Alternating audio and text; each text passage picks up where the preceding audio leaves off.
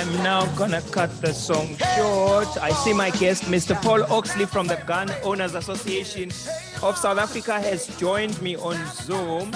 We're gonna return back to Lucky Dube's song, Different Colors, One People. This is essentially what we should be doing as South Africans, coming together to say the issue raised by the Minister of Police, Mr. Bheki, is affecting all of us. And if citizens are not allowed the right to own guns for self-defense, what do we make of the startling crime stats that we have in South Africa? And how are citizens supposed to defend themselves when even the police ministry is incapacitated sometimes? Joining me, as I said, is Mr. Paul Oxley from the Gun Owners Association of South Africa. Mr. Oxley, how do you do today? Very good yourself, Toki. Greetings to all your listeners. Great stuff. Viewers. Definitely, it's both viewers and listeners. And I'm certain they come from different parts of the world because everyone almost has an interest in South Africa based purely on what we've achieved as a country and where things are headed post-COVID lockdown and everything else that has unfolded. Why do you feel the Ministry of Police has suddenly caused so much angst among citizens? Well, okay, so two things have happened. Why they've done this now? I think they've run out of ideas. They're at a complete loss as to how to. No, they don't know how to conquer crime. So they're saying, well, let's take away the guns from the non-criminals. That's like your neighbor going for a vasectomy because you have too many children. It's silly. It just doesn't make sense. So we have. I think that's the reason why the ministry has come up with this at the moment. I don't know. You know, in the same week that the minister announces that he's cutting 3 billion rand off the policing budget, that's to protect you and I. He's adding. He's increasing the VIP protection budget to protect him and his buddies by 1.2 to 1.7 billion. He wants to remove the means for us to effect our constitutional right to defend our lives. It's just bizarre. It's madness. It's quite scary because we haven't seen the crime stats abating at any point, and we definitely know that there are a lot of illegal firearms proliferating the streets in every other corner you can think of. But why do you feel that the timing of this is quite important? You rightfully stated the budget that has been halved or curtailed rather, and the timing is quite suspect if you ask me. What in your estimation could be behind this being done now? Toki, so this year the police, specifically the Central Firearms Register, have been chased out of Parliament twice.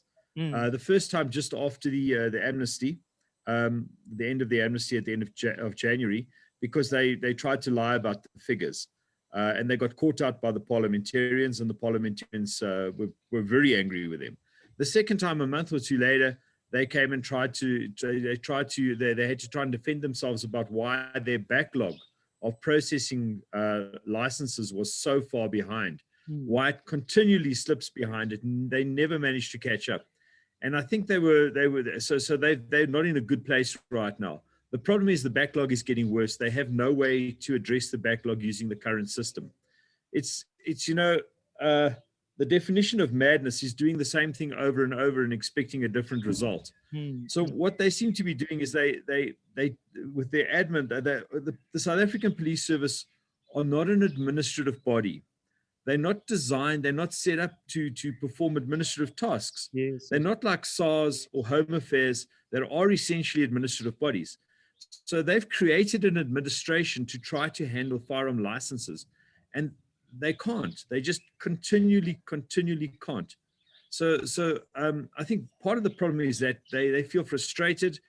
They don't know how else to answer to the people when the people say to them, but you kept telling us that if we had strict firearms control, that the crime figures would go, the violent crime figures would go down. Why isn't it happening?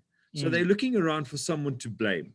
So they're scapegoating legal firearm owners, which is bizarre because, you know, as I say, it's you're targeting the wrong people. The incidence of crime committed with licensed firearms by the police's own estimation, is statistically insignificant.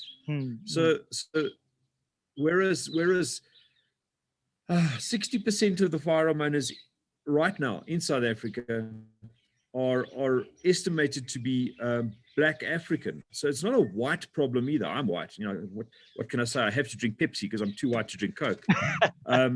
But the problem is that it's not. So it's not me. It's not the white people or the colored people or the Indian people. It's everybody. We're all being targeted by this. And I think to circle back to your opening question, I think that's why they've managed to get a tiger by the tail, because we were in discussions with the taxi associations earlier this month. Yes. Earlier this week, sorry. Geez, this week's gone. This week's been a long week. And they were saying, but 99% of our drivers own self-defense firearms. They carry them so they don't get hijacked, they don't get robbed, they don't get killed on the roads, etc. They're angry about this because what are they supposed to do? Who's going to protect them? So by doing this, the police are actually, A, they're admitting defeat. B, they're targeting the wrong people. So it's not going to have the effect that they hope it has. It's going to have the opposite effect, because when lawful firearm owners have firearms taken away from them, they're even more vulnerable to the criminals with firearms, because there's nothing in this new bill that aims to take firearms away from the criminals. Yes. Because they can't do that, because criminals don't obey laws to start with. So they rely on the police catching them. And the South African Police Service, you know, I've got good friends who are policemen, but they're really quite they're not very good at their job. They just aren't. They're under-resourced, they're demoralized because of management failures over the years like this. So we're seeing now from the South African public, they've eventually reached the point where they've had enough. Definitely. So I think yesterday the police ministry had to admit that they had received an unprecedented number of objections to the bill. Wow. They're calling them suggestions or submissions for which they're very thankful. They aren't very thankful, because these submissions that are being made on this bill are all negative. And we know, because we receive copies of them. We have 2 campaigns running by Dear South Africa, a public participation campaign running. There's another public participation campaign being run by the Institute of De-racialization. A couple of the political parties have jumped on the bandwagon. Action S, African Christian Democratic Party. I see that Reverend Kenneth Moshui is up in arms about it as well. It's shaping up to be, I don't want to say an ETOLs moment, because we've won ETOLs. We haven't won this one yet. But it's shaping up to be, and whichever side you're on, whoever you believe in, we must admit that in our recent democratic history, the Zuma Must Fall campaign was massively successful at welding together people from across the communities. I mean, the sight of people standing shoulder to shoulder on the bridges over the highways around Johannesburg was exceptional. So perhaps, you know, in my heart, I'm hoping that this will give us another shot at a Mandela moment, another shot at South Africa coming together, the Rainbow Nation coming together in one rainbow and speaking with one voice. So if anything good can come out of this, I'm hoping that does. I don't think this bill will pass. I think the opposition to it is massive. I think the police were completely caught offside. I think they are offsides. I don't think they're acting in the interests of the South African people. We've actually discovered where the bill comes from, wrote the bill, and it was written by non-governmental organizations that are aligned to George Soros. I'm going to come back to that one. It's an interesting one, and I think it's at the crux of this discussion again. Can you go back briefly, Paul, to the Constitution and how it gives this right for citizens to defend themselves, and how the new bill essentially is trampling on that right?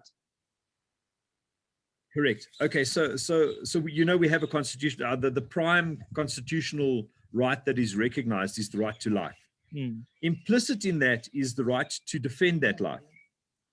without being able to defend a life, you would have no rights at all. Now, implicit in that is the right to the most effective means to defend your life. Okay, so similar to there was a constitutional case a couple of years ago about education, and they said the right to education means nothing if you don't have the means to get that education for yourself. Yes, true. So we have a right to access to information, to education. In the same way, we have the right to access the means to protect ourselves.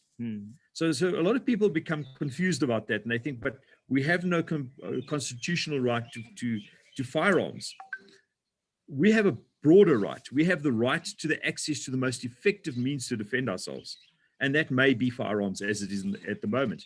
In the current act, in fact, the preamble to the act states the purpose of this act is to enhance South Africans' constitutional right to life. In this new bill that's being presented, it's the reason for the act is to remove firearms from society so the police can have more control. That's not a constitutional right at all. That's somebody paving the way for a police state. Yes, true. You know, that scares the hell out of us. And now we find out that this whole bill has been presented to the police ministry courtesy of a couple of non-governmental organizations that receive their funding from outside of South Africa, and they don't have a South African membership. Now, that's state capture. When outside parties get to determine your national legislation, that's real state capture. Real state capture isn't a couple of greedy guys pinching a couple of billion rand. Real state capture is when they seize control of the state. Yes. And this is what's happening here. And also, I don't know if you agree. No, definitely I do. Let's zoom into the issue of the George Soros Foundation and the couple of organizations linked to it who have essentially pronounced the policy that has influenced the changes to the bill. Correct. So we every piece of new legislation that comes that's presented in South Africa now since 2015 has to have a socio-economic impact assessment report that underlies it. So in other words, when you create new legislation, you're supposed to be creating an answer, but there must be a question that you're trying to answer. So the socio-economic impact assessment report is supposed to be the question. So this is supposed to precede the bill. So that we at the same time as they presented this bill for public comment, they presented this socio-economic impact assessment report, and we've gone into that in great detail. And Google has helped us because Google has this thing called Google Text, and they use it at universities to check whether people have the theses and the papers that people present at university for their degrees, whether they're not plagiarized from somebody. And guess what we find in this socioeconomic impact assessment report?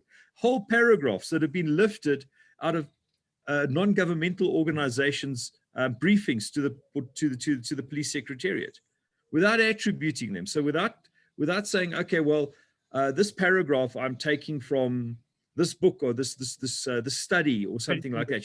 You know, they're big on telling us that they follow the research and the studies reveal and stuff like this. But in actual fact, these guys have pinched the heart of this bill, or this bill has been written for them by these non-governmental organizations. And there's a bunch of them in South Africa that are reliant specifically on funding from Open Society Foundation. Yes. Now, the Open Society Foundation, that's a wonderful sounding name, but it's actually funded by George Soros in the United States, who's a multi-billionaire who manipulates currencies for a living. He crashed the Bank of England a couple of decades ago. He sold the Bank of England short. The Bank of England almost collapsed. He's responsible for in Hungary, for example. He's persona non grata. If he visits Hungary, they'll arrest him. His own country. He's seen as an international financial criminal. So anyway, so he funds a couple of organizations in South Africa, and one of these organizations in particular is the people that have spawned the text of this bill. And I think somebody today has just ferreted out the lady who actually wrote the bill. Wow. So this is the wonderful thing about the modern society is you can't hide anything from anybody. We've all got access to resources, information resources, which are beyond imagination a couple of years ago. So we can find this, we can discover this, and we have discovered this. So I don't think I think the bill itself is a disaster. I would like to think that we are going to force this bill to be withdrawn. And then we've got great ideas for how to fix the problem. The real problem is the fact that the police don't have any control over firearms in South Africa because they're not a proper administration. So as the parliamentarians found out, 2 weeks ago, we had those photographs on social media showing these stacks and stacks of papers in the Central Firearms Register, the fire hazard that place is. So they continually have this problem. We've got a solution to that. We presented it to Parliament in 2015. We said to them, this is the way you do this. You simplify, you remove duplication. In the current firearm process, there's too much duplication. Every single person who wants to, sorry, those are Haridas. I can't do anything about them. No, it's fine. So we can't do anything. What we can do is we can remove the duplication. So every single person who wants to own a firearm first has to get competency. Yes. When you do competency, they send your records to the Criminal Records Center, and they check you. They look through your fingerprints, and they check that you haven't committed any offenses, blah, blah, blah, blah, blah, blah. The moment you apply, then they grant you competence. The moment you have competence, you can go and apply for a license. The moment that you apply for a license, what do? They send your stuff back to the Criminal Records Center. Wow. Which takes weeks and months to process the fingerprints again. That's pointless. That's duplication. So our first thing is simplify the act, remove duplication, take the administration away from the South African Police Service, lodge it with a proper administrative branch of government, give it to SARS, give it to Home Affairs. We don't care. Anybody that's not supposed to be out on the street fighting crime and is instead sitting behind mountains of paperwork in an office building in Pretoria, for heaven's sakes. And the other thing is then we get to a point, once we remove the duplication, we hopefully get to the point of what we call license the person, which they're doing at the moment, and then registering the firearm. The same way we would do with a car. We get a car license for a certain type of car. I mean, the fact that I have an 08 license doesn't mean, or an EB license doesn't mean that I can drive a bus or a truck. If I want to drive a bus or a truck, I have to get a different class of license, and it's more stringent and blah, blah, blah. So let people license the person, then let them register the firearm the same way they do with a motor vehicle. It's efficient, it's quick. There is no suggestion that there's a problem with it. So I don't know why that model can't be applied to firearms. Most definitely. And I read another article that suggested that this bill is essentially meant to curtail what we see or know as gender-based violence. But I know that GOSA has a couple of programs that they have for women. Please share those that you have with us. Thank you. Yes. So GOSA many years ago saw that there's a huge issue with gender-based violence, and we wanted to do something about it as firearm owners. So we created something which we call the Girls on Fire. And the Girls on Fire are responsible for training thousands of ladies from all walks of life every year. So their program is not just teaching people to shoot. That's not the point. The program is designed to keep people safe. So the first thing they teach ladies is, because even if you have a gun, doesn't mean you're safe. You can be hit over the head from behind. You can be caught unawares, whatever. So the first thing we talk about is awareness, and we start teaching people to be aware of their surroundings, and that leads them to also be more discreet about the kind of surroundings they put themselves in. So don't go out on the street alone at night. Avoid the situation if you possibly can. However, if you're cornered and there is no other way out, there is no doubt that a firearm in the hands of a trained person is the most effective means of defending that person and that person's family's lives. It just is. If the firearm wasn't the most effective means of self-defense, the police wouldn't carry them. True. So the Girls on Fire is very outspoken. I think you've probably seen our spokesman for Girls on Fire, Tsepi Mekwa, on video and on radio. She's appeared a lot lately. You'll see a lot more of that because this is what we have to do. This is what we as a society have to do. We have to train the people that are the targets of violence to defend themselves against that violence. The police are never going to be there when you're attacked, because the only person that determines the time and place of your attack is your attacker. Yes. And he doesn't attack you when there's a policeman standing around. He waits until the policeman is on the other side of the block, then he attacks you. So where we have a police service in South Africa that takes, I think the latest reports are 18 or 19 minutes to respond. A hell of a lot can happen in 18 or 19 minutes. Your life can be 18 or 19 minutes long, and that's it. So in that time, people have to be able to defend themselves, particularly women with families that they have to protect. And that's where the Girls on Fire campaign comes in. We also have another program which we've launched, which we call Gun Buddies, which is designed for children. And it's not to teach children to shoot. It's to teach children how not to be shot.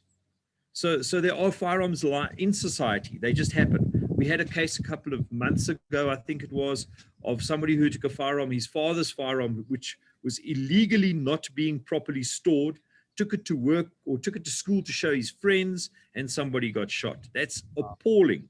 The problem is it's a criminal offense not to safeguard your firearm. So the father was a criminal to start with. He's not from my church. Yes. But we want to teach the kids how to react in that circumstance. So if that happens, when that happens, the other children will be say, whoa, stop, don't touch it. Call an adult. Take a photograph of the firearm so that we know where it was lying, and send that to our helpline. Send that to the police so that you've actually got evidence. But don't touch it. Stay away from it. Clear the area. Those kind of things. It's the same thing as teaching kids at school. I mean, we've all been taught at school how to deal with traffic. When we were in junior school, we're not being taught how to drive cars, but we get taught how to cross a road. Because traffic is a deadly situation in our lives that we have to know how to deal with. So we get taught, look left, look right, look left again, whatever it is, cross the street at an intersection, at a controlled intersection, etc., etc. But we don't teach people about firearms because, firearms are evil. No, that firearms aren't evil. Firearms can't be good or bad. They're tools. But how they get used can be evil. But we have to teach people, like we teach kids, don't run with a pair of scissors, because if you fall, they're going to stick you. But we don't teach them about how to protect yourself in the instance that you come across a firearm in your life. So Gun Buddies does that. So we're a civil rights organization. We're a public benefit organization. We're trying to help people wherever we can. We're trying to help the police. We're trying to help our society.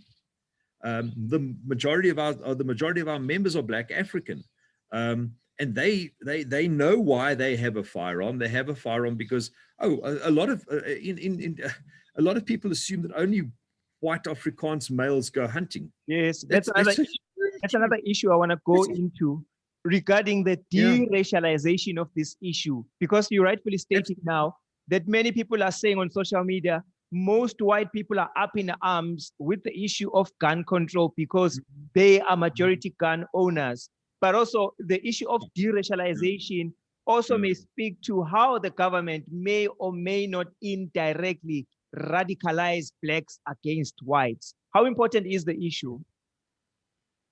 It's a huge problem, and it's something we see time and again. Everybody that hits, and I've got an unfortunate problem. I'm a white male. I can't help that. That's the way I was born. As I say, I can't even drink Coke anymore. But the problem is that that's not the gun owner. Yes. The average gun owner in South Africa is likely to be Black. The average gun owner in South Africa uses his firearm for hunting, for sporting purposes, for collecting. This bill aims to wipe the category of collectors off the register, eliminates Section 17 as well as Section 13. Section 13 is the self-defense firearms. Section 17 is private collectors. Now, a very important thing happened in 1880. It's known as the War of the Gun. And what happened was, as the settlers from the Eastern Cape, or from the Western Cape, when the Western Cape was under British dominion, when they were pushing eastwards towards Lesotho, they met up with the Basotho, and the Basotho said, no, hang on a second. We're not quite so happy about this. So the Basotho were armed because they bought firearms from the traders that had come into East London and Port Elizabeth, and they were able to resist the colonial forces moving in an easterly direction. And it was called the War of the Gun.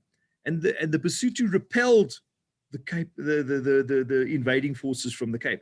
So whether you like that or not, it doesn't matter who, the point is that it's a heritage thing. It's a very, very important historical heritage item. And that actually led, strangely enough, I'm going off on a tangent here, but that actually led to the formation in the Eastern Cape of a little organization at that stage, which is now known as the ANC. So it's bizarre to see the ANC now taking the fight against firearms, where in actual fact they were formed to prevent firearms being taken away from their people. Because the War of the Gun led to the Cape government implementing the first firearms control laws in South Africa's history. And so it's a very important historical artifact. It's a very important part of our communal history. And we ignore our history at our peril. True. Every time people try to wipe history away, they end up making the same mistakes that their ancestors made. We don't want to go down that route. Let's rather not make mistakes. Let's be thoughtful about this. Let's be sensitive about this. Let's not jump at firearm owners, at lawful firearm owners, because we can't control outlaws. That's just stupid. To those, it really is. Yeah. Sorry about that. To those perhaps who may have watched the news and saw how gun violence in America, particularly in their schools, had become almost a culture of sorts, right? A culture of social dysfunction. When you juxtapose that against South Africa, do we have stats of something similar? And is the ministry justified then to say, based on the examples we've seen in the States, the same may happen here? Yeah. Well, you see, so that's the weird thing. We have a huge violent crime rate in South Africa. I think we're classed as the 6th most homicidal nation on earth. Wow. But when we look at our firearm ownership or our access to firearms, I'm talking about lawful firearms and illegal firearms. When we look at that, we're far down the list. We're something like number 30 as to how many firearms we have per capita, per 100,000. We're very low down on the list. So that's not the answer either. It's not the firearms that are causing the violence. It's the people that are causing the violence. And we have to deal with those people. And that dealing with those people is difficult because they are criminals and they don't obey laws. So instead of focusing on the criminals who don't obey the laws, we're focusing on the people who do obey the laws. You see, we're going around in a circle again. And it's never going to get better if we keep on focusing on the wrong people. It's like your car has a flat tire, but you put petrol in it instead of fixing the flat tire. It's not the right answer to the problem. You've misdiagnosed the problem. And the government knows this. The government knows that they're misdiagnosing the problem, but I think they're desperate. I think they don't know how to answer the real problem. They don't know how to tackle crime because it's beyond them. It's beyond their powers. With a dysfunctional police force. Remember that in 2018, the National Police Commissioner in Parliament looked into the camera very emphatically and said into the camera, let me be clear, the South African Police Service has become an all-service agency. We have a mandate, and their mandate is to protect the South African population, which is impossible to fulfill. Wow. So in 2018, he already knew that the South African Police Service is done. South Africa relies on private firearm owners and security companies to keep us safe from crime. True. And if you can't afford a private security company on armed response with an alarm around you at your house or stuff like that, you're left to the mercy of the criminals. And that's exactly where the police ministry seems to be wanting to put us. And that's not in the interests of the South African population. It can't be. I wonder though, shouldn't the ministry be focusing on looking at the root causes of criminal activity? For example, if you're looking at South Africa now, with over 60% of unemployed people, we have 18 million people that depend on SASSA grants, And we've seen obviously the levels of education have dropped. If you walk around any township or know any people who live there, they'll tell you that the level of interest and loyalty to government is basically dissipated. Shouldn't the government be looking at such root causes instead? Yeah. That's why I'm saying the police are desperate at this stage. The police ministry is desperate. They're searching around for an answer. They're searching around for something that they can present. They can't fight crime because they don't have the budget for it anymore. They don't have the resources. They don't have that compact with the South African population. So, you know, when modern police forcing was invented, literally, hundreds of years ago in London by a guy by the name of Sir Robert Peel, which is where the name Bobbies comes from for the English police, from Robert Peel. So when he put together a commission, and he designed principles of policing. And the first principle of policing is that the police the police can only maintain order if it's with the active cooperation of the entire population. And that is the problem, because the South African police service has lost the trust of the people. Yes, they've lost the trust of you and I. They've lost the trust of everybody that should be trusting them. So the only thing they can do now is they can thrash about in distress and try and strike out at easy targets. And gun owners are easy targets. They know where we live, they know our addresses, they have our photographs, they have our fingerprints, they have everything because we give it to them because we're law-abiding people. So they have everything on us. So it's easy for them to, oh, well, maybe it's the guns. Let's take all the guns away. And let's be honest, most South Africans are law-abiding people. If they say to us, give in your guns, I guarantee you 90% of the people will give in their guns, even though they know it puts them at a disadvantage, because South Africans are by nature law-abiding. But I have a funny feeling that the South African population has run out of patience. We can see through the lies. We can see through this myth that they're trying to cast around the actual causes of violence. They can see through that. We're not stupid people. You know, don't treat us like children. We're not children. Don't infantilize us. Don't treat us. We're able to take control of it. Don't paternalize us. Don't try and impose stuff on us. We fought a liberation war to get away from control, from state control. The hell, we're independent. We have this wonderful constitution and this Bill of Rights, which it seems some people are intent. And the weird thing is, as we've said before, it seems that the people that want to take this away from us are actually foreigners. They're people that don't actually have a constituency in South Africa. They don't actually have a following. They don't have members in South Africa. They're funded by overseas forces. That's colonialism. That's state capture. Why are we going back to that? Quite scary. And you alluded to the fact that we essentially living in Orwellian times, where George Orwell obviously spoke about some animals having more rights than others. And precisely because the point you mentioned earlier of the 1.7 billion increase to the private security services for the elite who happen to be ministers in parliament, who have shown that they have abject incompetence and they're not basically doing anything to change the situation. Do you sense that we essentially are teetering on the line of having a fully functioning police state in SA? I think we're well on the way to a police state. I think we as the South African population have to take back control of our democracy. We have to flex our democracy. And we've seen that in the last week. It's incredible. I mean, every couple of hours, I'm getting informed of the civilian secretariat's mail server keeps getting clogged. Wow. Because there are so many people pushing in so many. The police ministry said that it's unprecedented. They've never seen so much response from the public. Nobody was expecting this. They should have, but they didn't, because they're not very smart. So nobody, no, really. So we have a number of campaigns running. The political parties are picking this up. They're pushing it.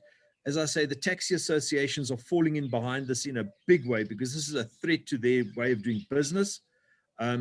We have you know, politics makes strange bedfellows, they say. We have the self-defense units in the townships. To say up in arms would be a pun, because they are absolutely livid about this, because it would remove their means of defending their communities in the same way.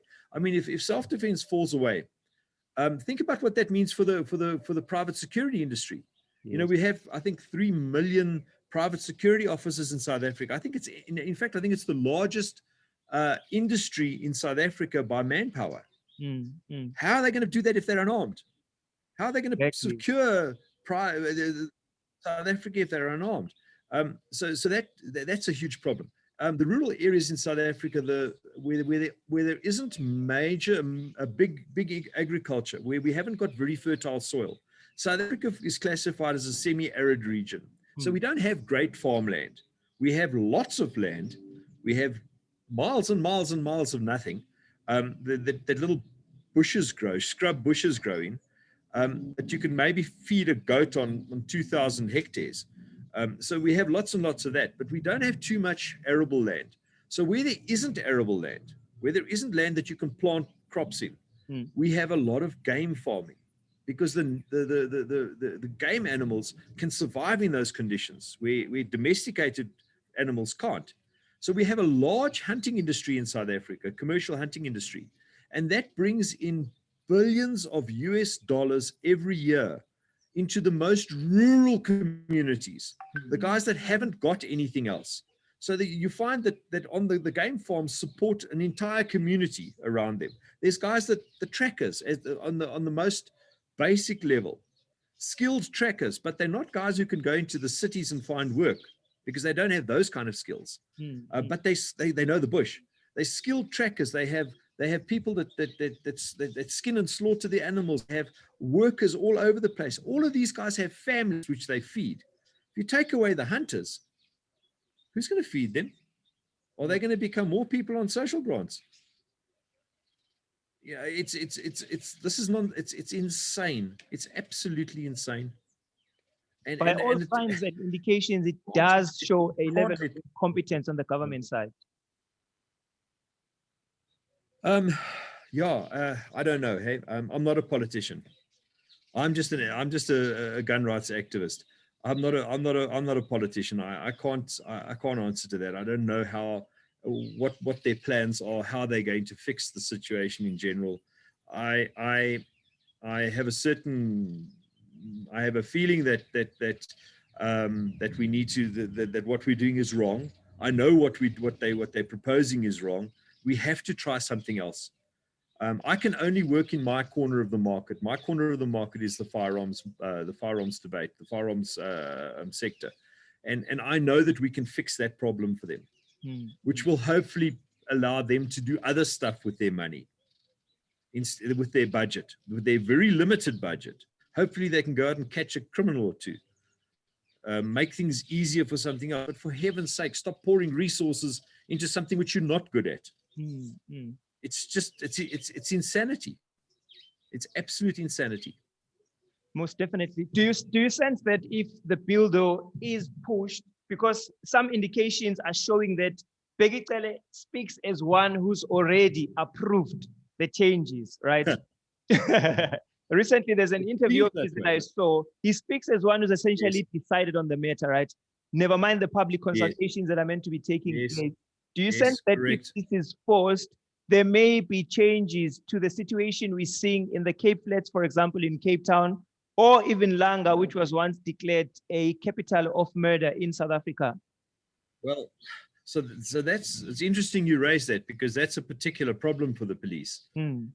Because a lot of the violence in the Cape Flats has been caused by the police.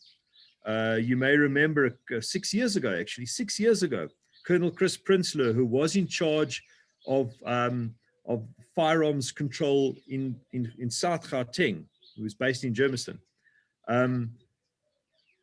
was responsible for stealing 2,500 firearms out of the police armories and selling those firearms to the Cape Flats gangsters, with which we know for certain, more than 1,000 murders were committed in the Cape Flats, and of which about 200 were of children.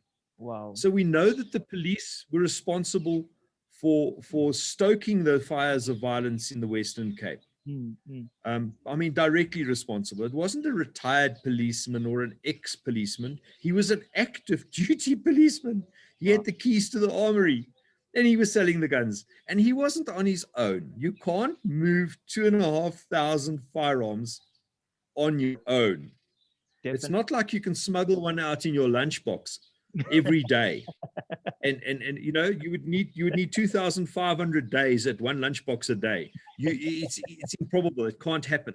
This wasn't a small scale filtering of this and that here and there. This was a major operation. He's the only person that's ever been prosecuted for that. Wow. And he's not in jail. Why is he not in jail? Why doesn't Mr. Tele go and look for the people that covered up for Chris Prinsloo? Why doesn't he look inside his own ranks for the people? We had a person phoning onto a radio station, to KFM, I think it was, a couple of days ago. It says he's a gangster from Cape Town. He says, but when I was arrested, I had 2 firearms on me.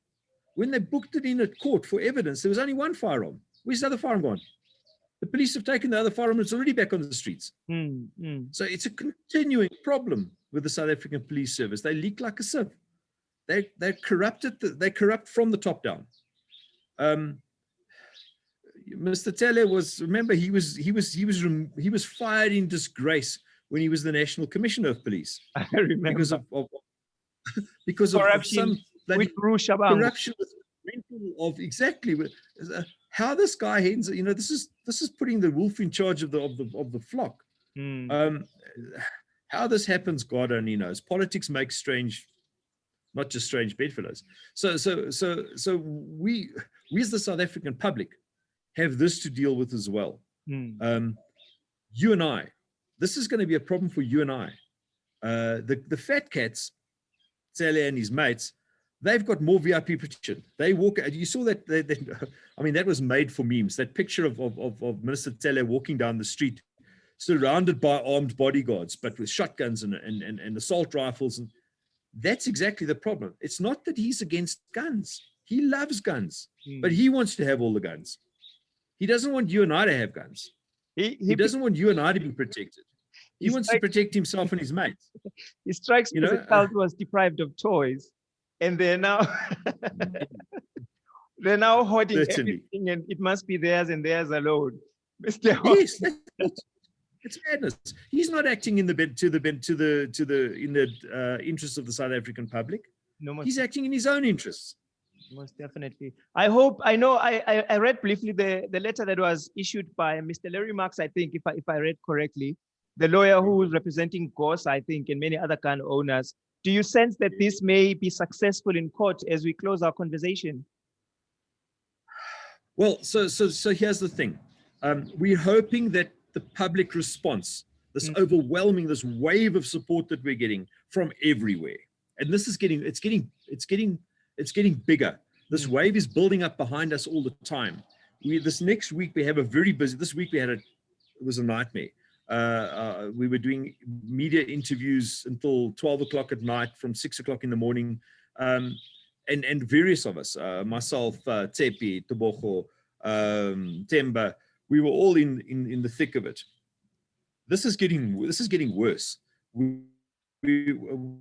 Worse, better for us, but it's building. The momentum is building. Tomorrow in the Sunday papers, in the main Sunday papers, there's going to be huge exposés coming out. We know that Carte Blanche has picked up the story. We know that there are various other media media things happening next week that involve us and that involve other people. So this is building. The pressure is building. We have mass mobilization happening. We have, as I said, the taxi industry that's absolutely livid about this. They've chucked their weight in behind us.